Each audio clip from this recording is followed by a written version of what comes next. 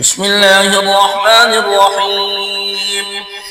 الرحمن علم القرآن خلق الإنسان علمه البيان.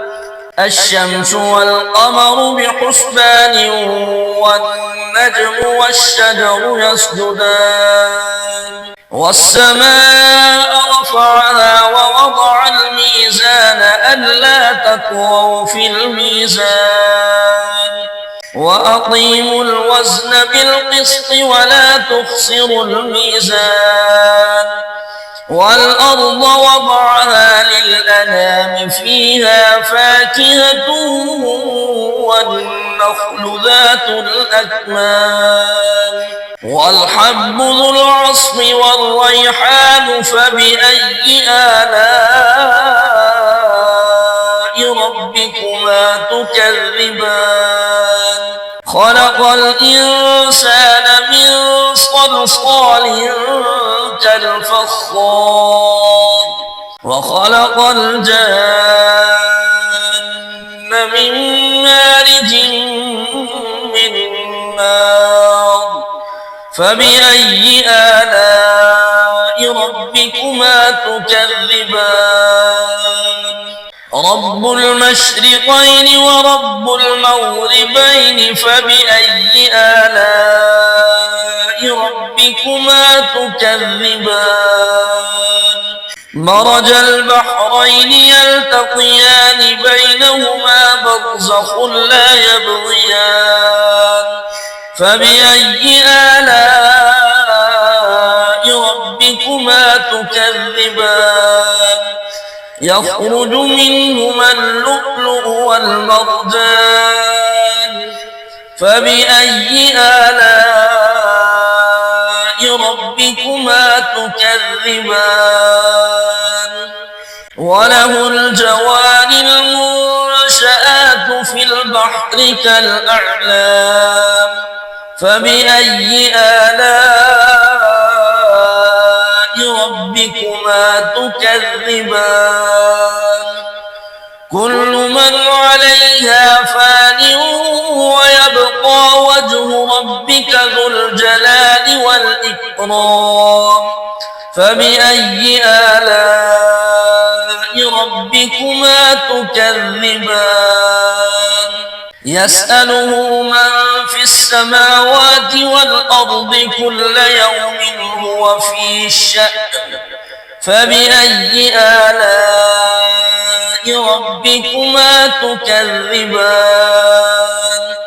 سنفرغ لكم أيها الثقلان فبأي آلاء ربكما تكذبان يا معشر الجن والإنس إن استطعتم أن تنفذوا من أقطار السماوات والأرض فانفذوا لا تنفذون إلا بسلطان فبأي آلاء ربكما تكذبان يرسل عليكما شواظ من نار ونحاس فلا تنتصران فبأي آلاء ربكما تكذبان فإذا انشقت السماء فكانت وردة كالدهان فبأي آلاء ربكما تكذبان فيومئذ لا يسأل عن ذنبه إنس ولا جان فبأي آلاء ربكما تكذبان يعرف المجرمون بسيماهم فيؤخذ بالنواصي والأقدام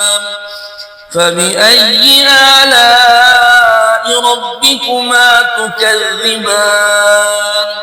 هذه جهنم التي يكذب بها المجرمون يطوفون بينها وبين حميم آن فبأي آلاء ربكما تكذبان ولمن خاف مقام ربه جنتان فبأي آلاء ربكما تكذبان ذواتا أفنان فبأي آلاء ربكما تكذبان